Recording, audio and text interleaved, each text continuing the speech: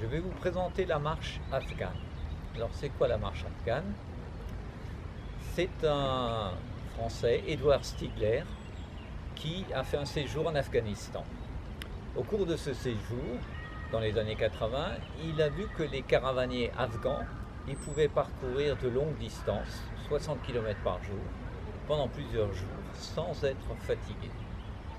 Donc il s'est intéressé à cette marche, il a essayé de comprendre comment ça fonctionnait. Alors le premier principe, c'est qu'on inspire par le nez et on expire par le nez. Et cette marche fait qu'on calque la respiration sur le nombre de pas. On synchronise la respiration avec les pas. Alors il y a plusieurs rythmes qu'on utilise en fonction du terrain sur lequel on évolue. Ça ne sera pas pareil si vous êtes en terrain plat que par exemple ou en montée et en descente. En montée, votre cœur va travailler plus. Donc on va forcément réduire les pas et les inspirations et les expirations. Alors je vais vous parler déjà du rythme de base. Le rythme de base sur le plat, qui me convient personnellement le mieux, c'est 3, 1, 3, 1. Ça veut dire, sur 3 pas, j'inspire par le nez. Sur le 4e pas, je reste poumon plein. Voilà. Ce fait de rester poumon plein va stimuler l'énergie du corps, le sang, les lymphes, tout ça, ça va s'activer intensément. Sur les 3 pas suivants, je vais expirer par le nez finement. Et le 4e pas, je reste dans un temps de suspension. Ce n'est pas vraiment une apnée, c'est-à-dire je n'inspire pas, je n'expire pas. Donc 1, 2, 3 pas, j'inspire. Une inspiration fine, légère, profonde. 4e pas, je reste en apnée, poumon plein. Puis je fais nouveau 3 pas. 1, 2, 3, j'expire par le nez. Et sur le 4e pas, je n'inspire pas, je n'expire pas. Et puis je recommence le cycle. Alors par exemple, ça donne ceci. Je commence par le pied gauche, gauche, droite, gauche. J'ai inspiré par le nez. Sur le pied droit, je vais rester poumon plein. Et après, je fais 4 pas. Gauche, droite, gauche, en expirant. Et sur le pied droit, je vais rester en temps de suspension. Je refais. J'inspire gauche, droite, gauche. Apnée sur le 4e pas. J'expire par le nez sur les 3 pas suivants. Gauche, droite, gauche.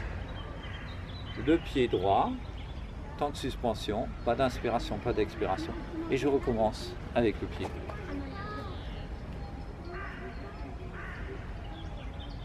Encore une fois.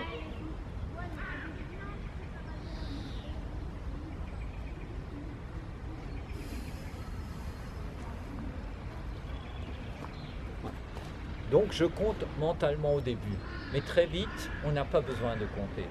Très vite, on s'aperçoit qu'on a fait 6 pas, plus 2 pas de temps d'apnée et de suspension, et on recommence toujours par le même pied par lequel on a commencé.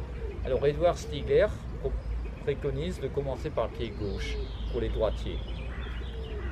C'est ce que je préfère aussi, donc chaque fois que je suis sur mon pied gauche, je sais que je recommence mon cycle de 8 pas. Mais vous pouvez très bien inverser, commencer par le pied droit.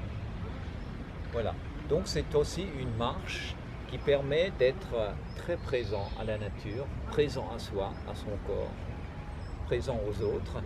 Mais c'est une marche qui nécessite de ne pas parler. Donc il y a un jeûne de la parole, comme le dit Danilo Zanin, dans un livre qu'il a consacré aussi à la marche afghane, et dont je me suis inspiré par là.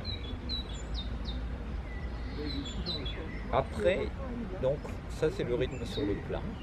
Il y a aussi le rythme, donc, quand vous allez monter une pente, vous allez être essoufflé, donc vous allez ralentir déjà, réduire votre pas, et puis prendre un rythme plus confortable, le 2-2. C'est-à-dire, là, il n'y a pas tant d'apnée, pas tant de suspension.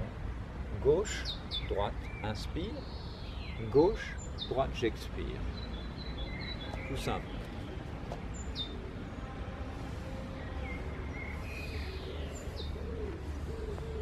Et je recommence. Et après, si la pente est encore plus dure, on peut imaginer très bien une inspiration sur un pas, une expiration sur le pas suivant. Inspire, expire. Voilà, tout ça, ça n'est pas très compliqué. Il suffit de mettre en application et très vite, on prend un plaisir énorme à marcher ainsi, avec le corps toujours redressé, comme dans la marche portante, que je vous explique aussi sur mon site internet ou dans les vidéos. C'est toujours le même principe.